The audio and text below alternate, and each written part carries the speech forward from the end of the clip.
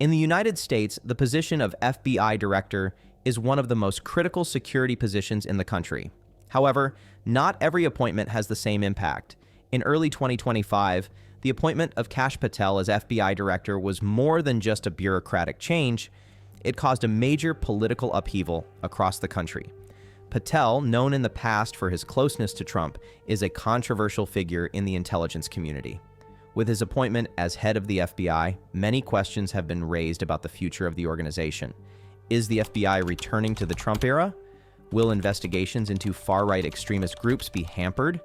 And most importantly, how will Patel's political stance shape America's largest domestic security agency? In this video, we discuss everything from Kash Patel's background to his plans at the FBI, from the repercussions of his appointment across the country to potential conflicts of interest.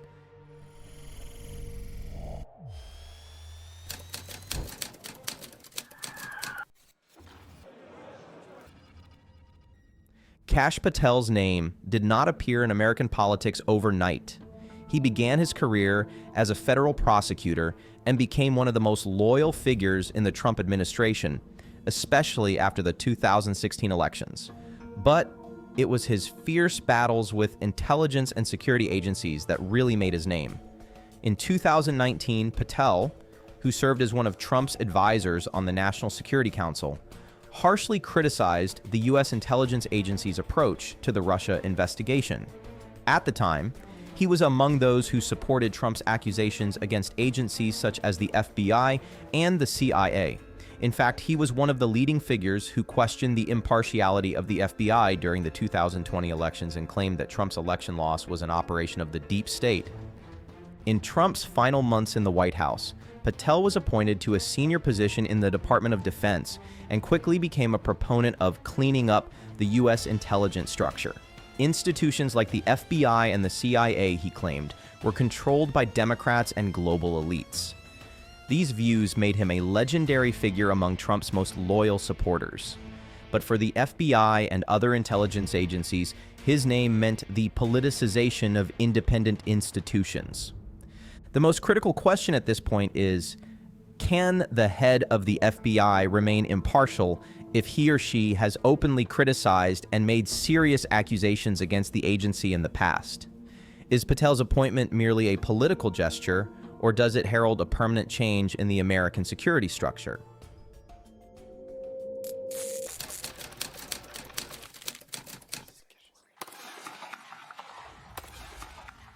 The appointment of Kash Patel as FBI director was no ordinary bureaucratic process. In the U.S., FBI directors are usually appointed as nonpartisan figures and are expected to stay out of politics during their 10-year tenure. But when Patel's name was announced, it was clear that this appointment was above all a show of political power.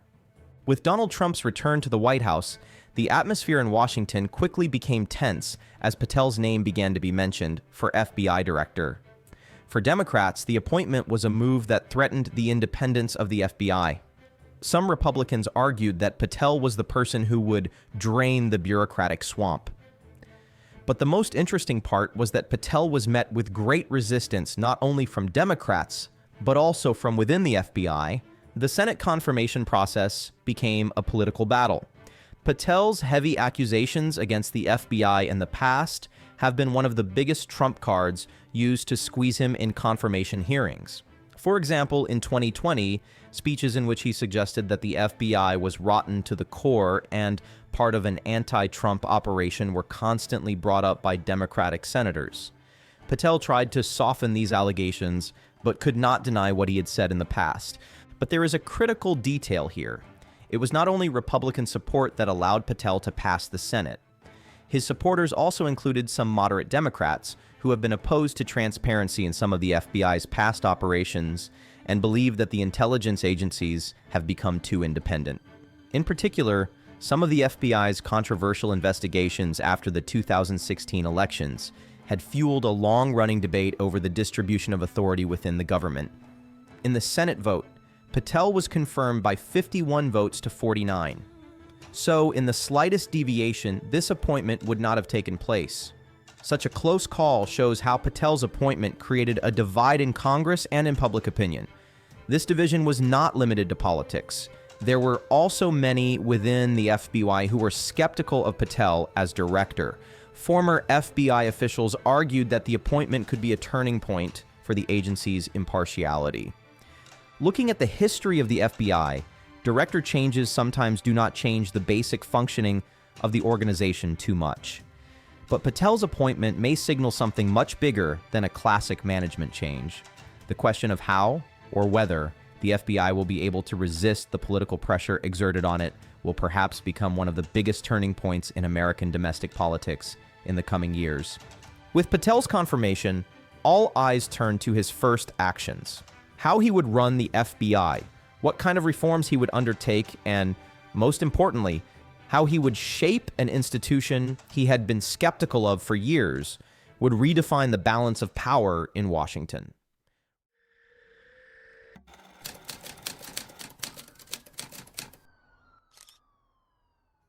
With the appointment of Kash Patel as director of the FBI, it was almost certain that a wave of change would sweep through the organization. However, no one expected these changes to be so rapid and radical. Already in the first months of his tenure, Patel launched a major plan to reshape the central structure of the FBI. Most notably, he announced the relocation of some 1,500 staff from the FBI's Washington headquarters to the Huntsville, Alabama facility. The move was officially presented as strengthening the FBI's field presence. According to Patel and his team, field agents were supposed to be more effective in the fight against crime than bureaucrats at headquarters. Critics, however, saw the change as a step toward weakening decision-making in Washington. In particular, senior FBI officials argued that the move was more a move to decentralize and strengthen Patel's control than to increase bureaucratic efficiency. Another controversial issue was the possible changes in the FBI's approach towards right-wing extremist groups. In recent years, the FBI has been known for its investigations into white supremacist organizations, militia movements, and right-wing extremist groups. However, Patel's past statements show that he sees some of these investigations as politically motivated. The FBI's tough stance towards conservative groups, especially after the January 6th congressional raid, was one of Patel's biggest points of criticism during the Trump era. With Patel as director, it became a matter of curiosity how the FBI would continue these investigations. And soon, the first signs of change came. In some departments within the FBI, it was announced that the files on right-wing extremist threats would be reviewed. According to internal leaks, it was stated that the prioritization of surveillance on some conservative groups had been changed. At the same time, the FBI's domestic counterterrorism policy, one of its top priorities at the federal level, was also being reviewed. Patel had argued in the past that these policies were overly broad and criminalized political activism. One of his first acts as director was to revisit the FBI's domestic terrorism files and update the criteria for defining which groups are considered threats. For some agents and analysts inside the FBI, however, the changes represented not just a technical overhaul, but a major shakeup of the internal structure of the agency. So much so that some senior officials decided to retire early after Patel's appointment. This is generally considered one of the biggest indicators of internal discontent in intelligence agencies. Amidst all these developments, it is not yet clear how Patel will position himself and what direction he will take the FBI. But one thing is clear. Under Patel, the FBI could be a completely different organization compared to its past. And this change has the potential to affect not only domestic security policies, but also the political balance in the U.S. in the long run.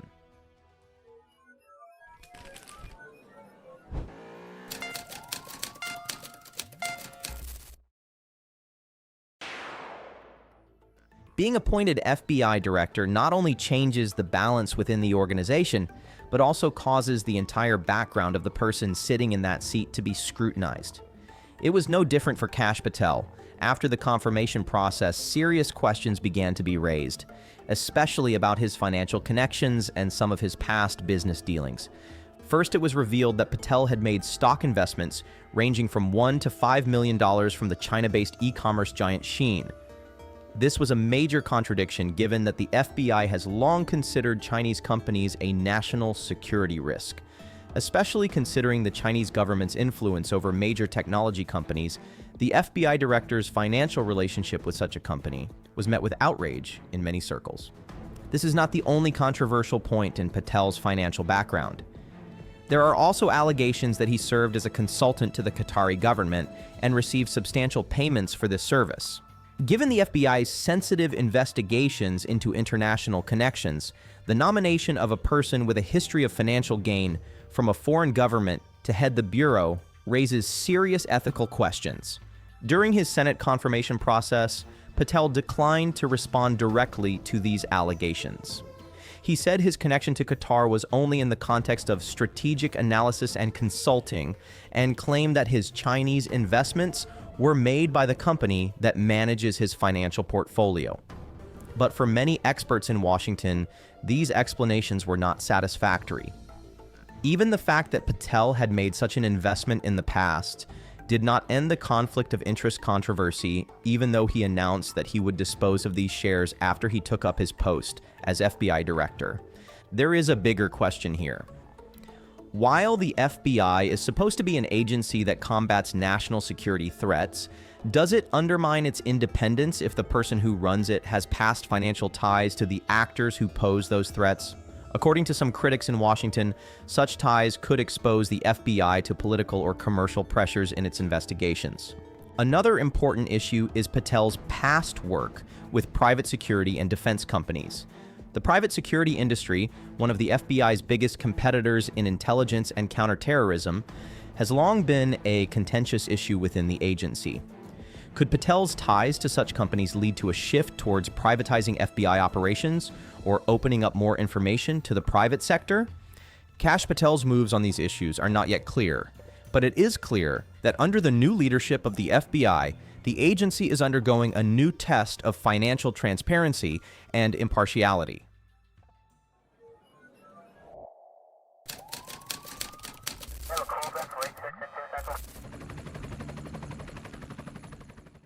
The appointment of Kash Patel as FBI director is not just about one person.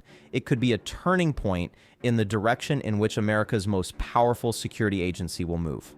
For many years, the FBI has been known for enforcing federal laws, playing a leading role in the fight against terrorism, and conducting intelligence operations. But with Patel's appointment, there are strong indications that there could be serious changes in its basic functioning. First of all, the FBI's homeland security policies and its approach to far-right extremist groups could change drastically.